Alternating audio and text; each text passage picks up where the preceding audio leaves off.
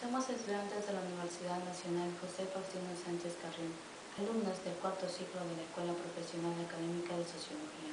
Nosotros les vamos a hablar sobre Carlos Marx y Max Weber, sobre unas diferencias, relaciones o similitudes que se encuentran en estos grandes personajes de la sociología. Soy Vanessa Elizabeth Mesa Romero y les voy a hablar sobre Max Weber. Nació en 1864 y después de alguna serie de eventos falleció en 1920. Era un sociólogo alemán, fundador de la sociología comprensiva.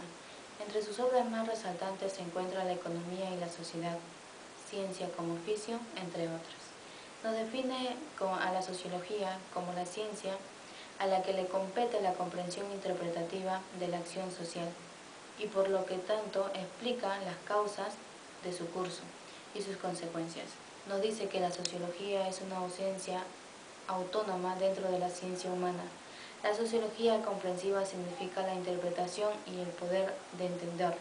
La sociología comprensiva se relaciona con la acción social y esta a su vez es una acción consentida, interpretativa, de una persona a otra y es muy a la anterior de Emilio Durkheim.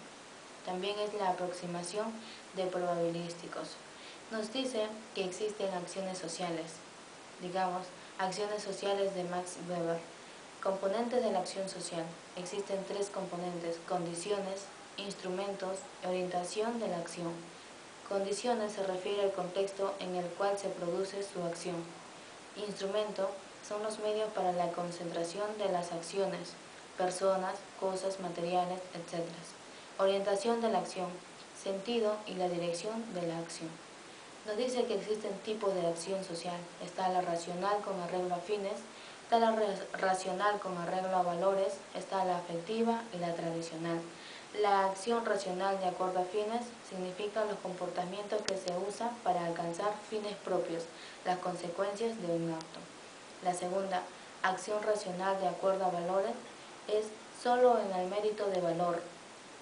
Acción tradicional se refiere a las costumbres arraigadas. La acción afectiva son los sentimientos o estados sentimentales, amor, odio, por ejemplo. También nos dice que las acciones se dividen en dos: acciones racionales y acciones irracionales. En las acciones racionales tenemos a acción racional de acuerdo a fines y acción racional de acuerdo a valores.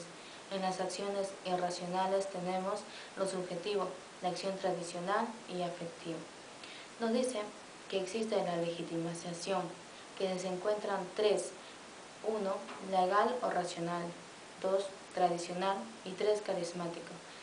Legal o racional es la aceptación del poder establecido al considerar producto de normas y de leyes constitucionales, por ejemplo, los sectores públicos democráticos. Segundo, tradicional es la aceptación del poder porque siempre ha sido así, de costumbres o fundamentos, por ejemplo, la monarquía. Tercero, carismático. La aceptación del poder busca en los méritos personales del dirigente. Puede ser un líder, puede ser un candidato y puede ser los movimientos revolucionarios. Max Weber entiende por tipos ideales que es una construcción mental formada por la exageración o acentuación de uno o más rasgos o aspectos observados de la realidad. También nos dice que sus existencias es ideal y no existe en la realidad. Sirve para comprar situaciones reales y para establecer relaciones causales. Nos dice que existen cuatro tipos de categorías. Está el estudio de la crítica y de la filosofía, está obras históricas, está tratado de la religión y está la economía y la sociedad. Aquí encontramos los tres conceptos principales, que es la comprensión, interpretación y la explicación. Después de un tiempo nos habla sobre el surgimiento del capitalismo. Nos dice que el capitalismo no surgió mediante el ahorro de individuos, trabajadores, sino del despojo de los trabajadores directos de su medio de producción, tierras e instrumentos o herramientas. Paralelamente se dio la concentración de riqueza en pocas manos, a través del despojo de las tierras o los campesinos y del saqueo de las colonias americanas, Asia y África. Nos dice un concepto sobre la racionalización.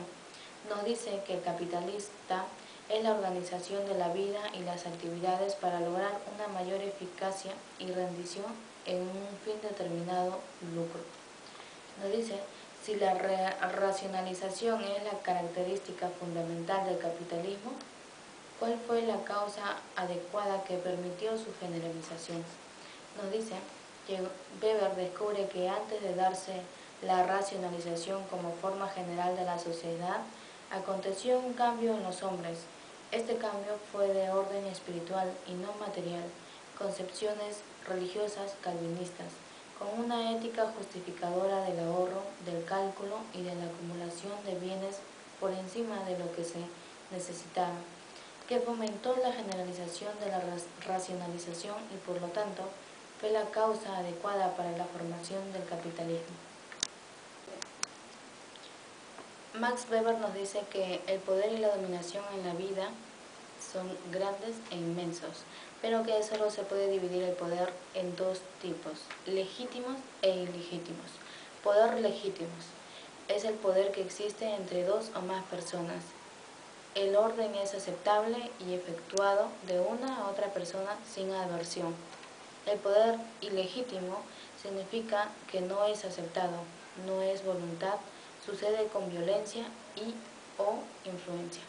También nos dice que el poder personal, el poder político y el poder militar son tres tipos de poderes de dominación en la vida social. El poder personal significa que tiene la posibilidad para influir sobre la opinión del otro. El poder político significa que algunas veces muchos ejercen poder sobre otros por su alta posición o jerarquía. El poder militar significa que puede ejercer el poder físico.